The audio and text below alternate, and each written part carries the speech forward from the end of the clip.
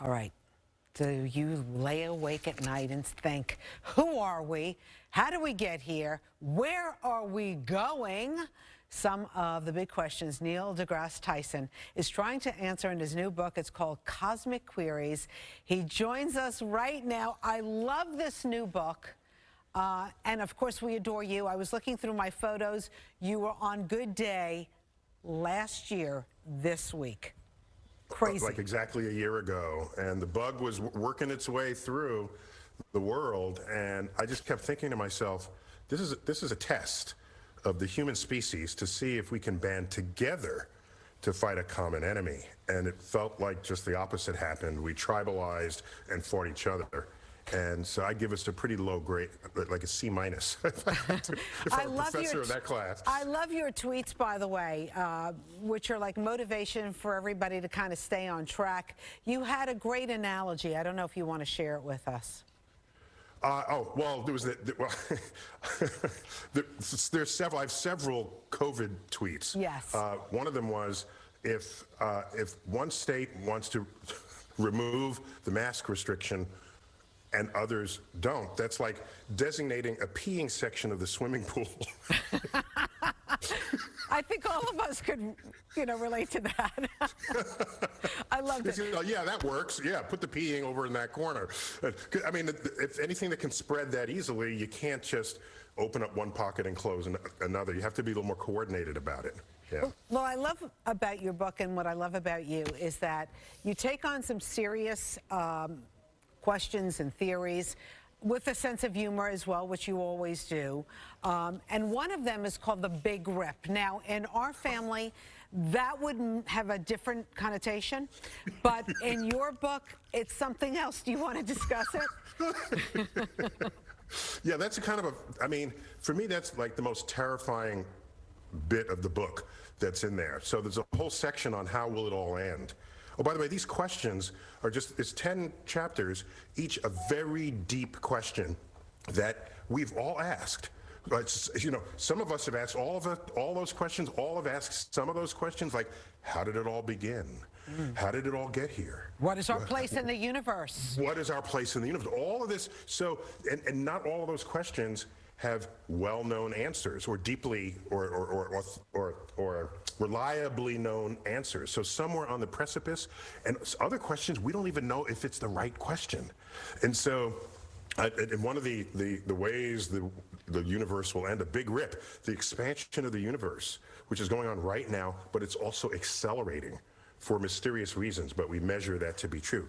If that acceleration continues, there'll be a point where the very fabric of the universe itself will not be able to respond to the rate of that expansion.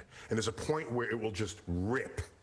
And I don't even want to think about that. I don't want to think about it either. Is it going to happen very soon? Because I need to know whether I need to pay my credit card bill tomorrow. No, still pay your bills. Still pay your rent, pay your mortgage. Fine. No, in about 10 to the 30th power of years. So very far in the future. So that's the fun part. You get to take what we know today and just march forward with it and see all the possibilities. Is there a multiverse? What kind of multiverse is it? Is there one of you and me in that multiverse having a similar or the same conversation, if there's an infinite number of them?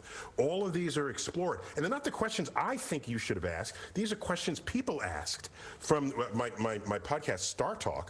This is basically a spin-off book from the Cosmic Queries format of the Startalk podcast. So I was delighted to sort of give it back to the audience. So, I mean, one of the chapters is what is life? I mean, that we all wonder, like, what is life? Is it just on this planet? Will we find anything in Mars? What about those UFOs? You were talking about UFOs recently, right? Because was it some football player or baseball player who said he saw a UFO? Yeah. Oh, yeah. So you caught that. So yeah, there was a football player who, well, yeah. I mean, if he didn't know what he was looking at and it was in the sky, it was an unidentified flying object. I don't have a problem with people seeing UFOs. Plenty of stuff. If you don't know what you're looking at, it's a UFO. But it's a different statement to say, I saw aliens visiting from another planet.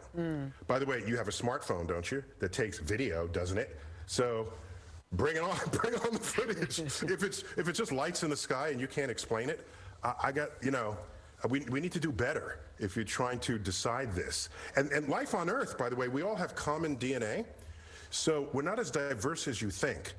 A life form on another planet, seems to me would be more different from us than any one of us are from each other on Earth. So it should look really different. So Hollywood aliens with arms and 2 legs and a head and 2 eyes, it's like, no, oak trees don't have heads or eyes. Bananas don't. And we have DNA in common with a banana. So the life section is it's an exercise in posing the question and wondering how to even answer it. How would you look for life in the universe? Well, you're going to want to read this book. Cosmic Queries, Neil deGrasse Tyson. We always love talking to you. By the way, where are you right now? I feel like you're like on a mobile bus about to go somewhere. Actually, this backdrop, it's a real background. This is a real... Oh, it is? Okay. It was reviewed. There was somebody who rates the backdrop of people who are interviewed this way, and I only got a 7. And he said, what is it? He's got like ancient Rome on one side and IKEA on the other side. Right, I was trying to figure it out. Okay. Well, Neil, we always love talking to you. All the best. Congratulations. Thank on you. the I just heard Amazon is now out of stock of the book, but they're supposed to get stock back in very quickly, so you might have to get it somewhere else. That's a good sign, I guess. That's a great sign. Maybe I can sell this and make a few bucks. Thanks, Neil. Have a good one. Always good chatting with you. Thanks for having me.